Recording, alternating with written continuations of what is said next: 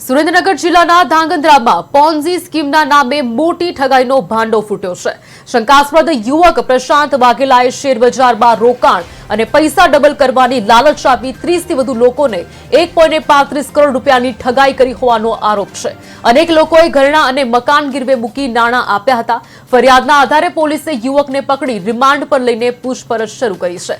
પોલીસે વધુ લોકોને પૂછપરછ માટે બોલાવ્યા છે અને સમગ્ર કૌભાંડની ઊંડાણથી તપાસ હાથ ધરી છે।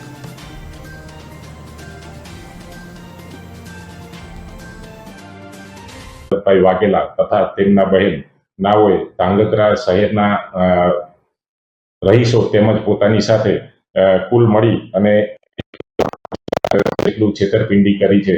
આ કામના આરોપીઓ જે પ્રશાંતભાઈ છે તેઓએ ધાંગધ્રા શહેરના રહીશોને શેર બજારની અંદર નાણાં રોકવાના બહાને અને દર માસે 15% જેટલું રિટર્ન આપવાના બહાને 1.35 કરોડ રોકાવેલ અને છેલ્લા ઘણા સમયથી આ ફરિયાદ નોંધાયા બાદ તેઓ નાસ્તા ફરતા હતા અને ગઈકાલે ધાંગધ્રા સિટી પોલીસે આ કામના આરોપી પ્રશાંતભાઈને અટક કરેલ છે અને 5 દિવસના હાલ રિમાન્ડ ઉપર છે।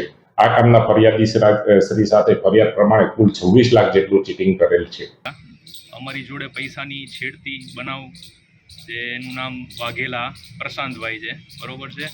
અમોને લાલચ આપીને આટલા ટકા તમને રિટર્ન આપીશું, આટલા પૈસા આપીશું, એવી રીતના અમારી પાસેથી એક મોટી જંગી રકમ કટકે પરત લઈને સોનું ગીરવે મેકાવીને અથવા તો ઘર ઉપર લોન લઈને એકની જગ્યાએ ધાંગધ્રાના મિનિમમ 30 થી 40 જણા લોકોને એવી રીતના છેતરપિંડી કરેલ છે।